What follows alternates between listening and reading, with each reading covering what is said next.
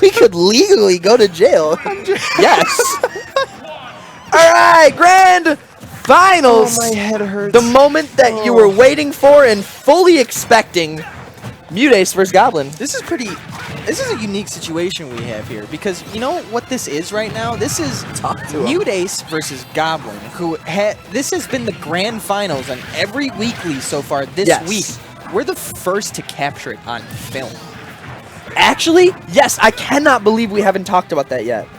Yeah, I was figuring something out. I actually cannot believe we haven't talked about that yet. Ignite. Stream was down. Yeah.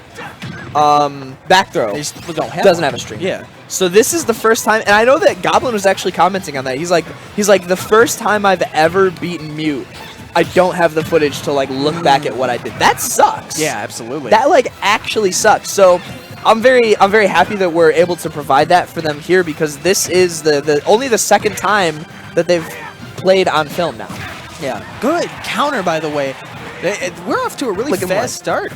You look like Hatchet Man out here. I'm not quite sure what happened for that first stock because Mute kind of just died and they ran it. Like controller problems or whatever. Oh, I love that. You see the little double-edged dance there, and then he tried to catch that air dodge back with something.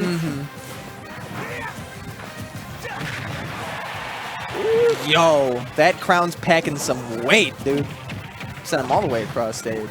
So let's talk about the storyline a little bit here.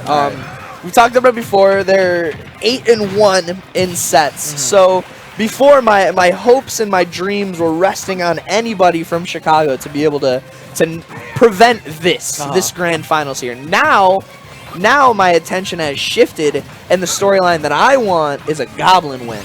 Yeah. I don't want the bias. I'm here clearly and solely for the storyline culture, right? It's the underdog story. And right now, MuteAce just ain't gonna let it happen. Yeah. The man has just been playing unbeatable all week. The whole time he's been here. And if I was a betting man, I would put money that at Midwest Arena, it's gonna look like more of the same with that Golden Peach in this grand final spot. That whole stock was ridiculous. As you were talking about how good MuteAce is, he mutilated this Rob Roy. We've been commentating for a while. This has been a long block. May I remind you that Rob was last on stream, so I'm not crazy completely.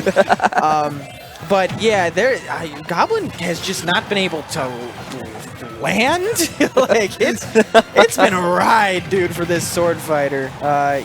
Peach is just sort of really giving him a hard time. Peach can sort of keep you in the air and just loves to edge guard you, man, if you're not close to stage. That was like a baby DBZ. Baby DBZ, Nair train with the butt bomb there, and Goblin, both at a stock apiece here. Goblin, a little bit more percent on him. That did like 30? Jab to side B was like 30%? That's it. I mean, yeah, when you hit all of a double-edged dance, it's pretty good just starter combo. It's its own combo. That's the combo starter and the finisher. Yeah. It's just 25% raw. It does more than like a limit charge move from Slough. Yeah. Oh, this is a game. He's dead. That's that sweet spot. Mute found it. Well, he's Ben found it, but yeah, just there, yeah. It's been there the whole night, under our nose. He's been abusing it the whole night. Is it really abusing it? Yeah, it's really abusing it. Yeah, it really I don't know. is. That's a weird statement. You know what I get really mad at? When somebody when somebody loses in a game and they go, tryhards, man. I'm like, that's the point. Exactly. Well, why else are you playing the Can you game? imagine if you go home tonight with Goblin and MuteAce and Goblin goes, dude, Mute's such a tryhard. I would call him a weenie. Man. You're the biggest weenie. Oh man, but yeah, the thing is with this matchup, it seems like, at least when I get to see it more and more as I've been graced to do so tonight, being able to see this matchup quite a lot. Just when it comes to Peach, I would say that this one is sort of in Peach's favor probably, and then that happens and you just get like target practice. This feels like one of those matchups where if you word it right, you can make a case to like convince someone either way. Yeah. You know what I mean? Like, that's kind of like the true testament of if something's like 50-50. Like, if I can look at both these characters and be like, yo, Roy can just rush Peach down, man, it's absolutely crazy, just chase her all over the stage, and then, like, not even talking about, like, you know, jab back air, and, you know, and then you can literally talk about Peach and just be like, bro, you get him off stage, you hit him with the turn up, you got the stock. Like, I feel like there's so much, like, underdeveloped right now in Smash Ultimate. We're in a really beautiful place of the game. It's kind of like, I feel like we're just like setting sail like Columbus, right? So much to explore, and I'm really excited for the next few years of this game. But as of right now, I couldn't tell you who wins this, because a week from now, the popular opinion could change. We're that, like, kind of volatile. Roy could get the world of nerfed Ultimate tomorrow. That's also scarily true. We live in that society where that could just happen. By the way, up throw here kills, I think. Yeah, it has to. So Goblin doesn't need a whole lot, but it doesn't seem like that's what Goblin's fishing for. Like, you can tell when somebody wants a grab. Yeah. Oh, Goblin does not want a grab. Got it anyway, though. Yeah. Oh. Don't hide look stupid.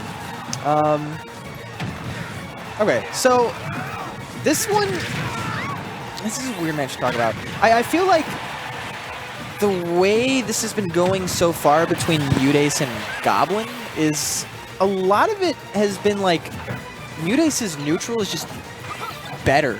It's just generally better. He's had a better understanding of when Goblin wants to commit.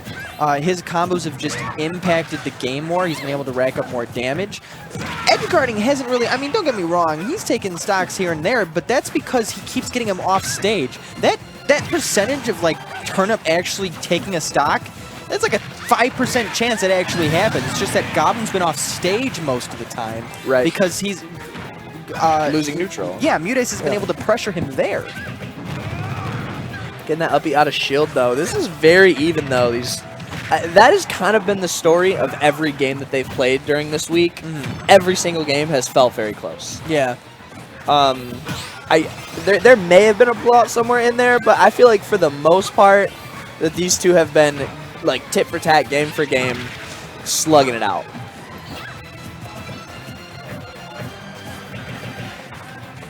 Shield's getting real low. Yeah.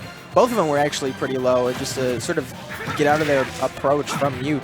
Oh my gosh. Every time he's done the double-edged dance and not finished it, Mute has air dodged in. That has to be a read that he capitalizes on at some point. You know what? Recovering against Roy in this matchup, it must be like it's just a combination of no problem and the scariest thing of all time. Both simultaneously the easiest thing and the hardest thing about the matchup. Because once Peach sort of gets close to ledge and Goblin has clearly not gone off stage, he's probably fine. Yeah. But if you use Umbrella a little too early, you're just gonna get barbecued. His air dodge in again. Didn't you talk about it before? Like, man, I don't think air dodging in against swordies are the wave. And then MuteAce does it so hard that Goblin gave up. Can you believe that? Can you imagine? Goblin was so upset that somebody air dodged at 130 into him and he didn't die. Goblin said, "I don't deserve game 2." Incredible stuff. Incredible stuff, man. What's up, Samsora? How's it going? Dude, Mute is sick. Mute is pretty sick. You might be able to take this 3 games in a row, bro. We'll see what happens. After Pokemon Stadium. Which is where we've been the whole set, right? Yeah. I believe actually, so. yes. Yeah. So this is I mean, like you said before, like if you're Peach, sort of like you're pretty okay, sort of just doing whatever. Yeah, I feel that. Yeah. I feel like yeah. Stage pick is mostly matchup dependent, like who you're playing against. I feel like Peach has so many tools to at least feel comfortable on a personal level, like you can do something on the stage. By the way, Mike, can stream hear you? Okay, I just realized I shouted out Sam's. Yeah.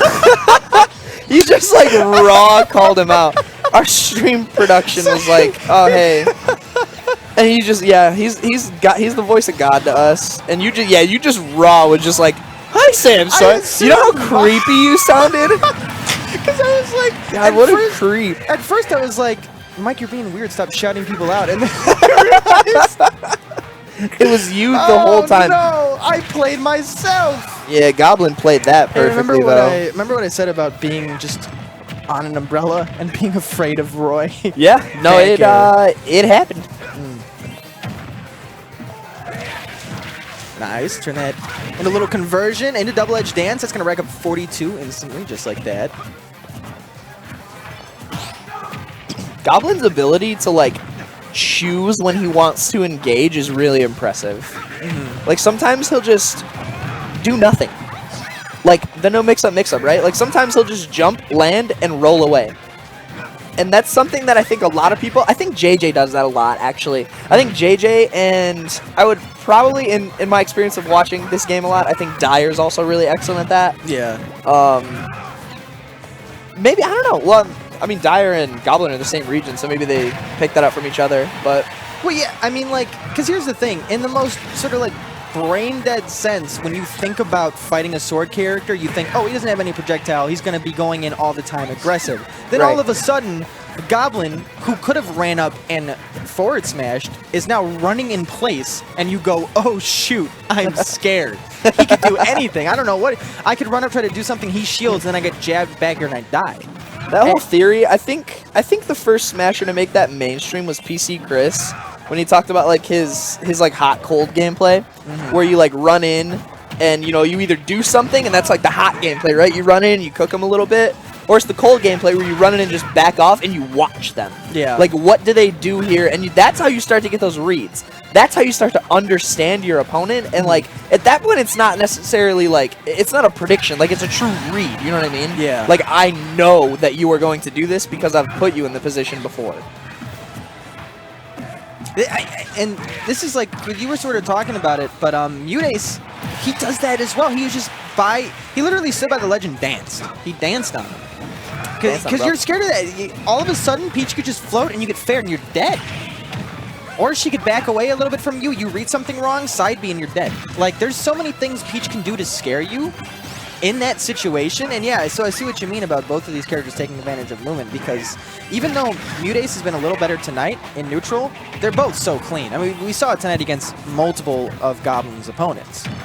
Right, like, we can't sit here and say, like, MuteAce is bodying everyone. Like, Goblin just cleaned Chicago up. I mean, they both did to get here, but there it is, man. Goblin's taking a game. All right. That's completely expected. They've gone game 5. I think they went game 5 at Ignite. If I'm not mistaken, winners finals at Ignite was game 5, Goblin winning. The reset was game 4 or 5, Mute winning, and then Mute's reset to win Ignite was a 3-0. So if that says anything about how insane he is at adapting. But here's the thing that sucks, right? You're Goblin, you finally won a game, keep yourself in the game, and you've been playing at Pokemon Stadium the whole time, which Peach doesn't mind, and now she goes to the stage that doesn't have any platforms. Right.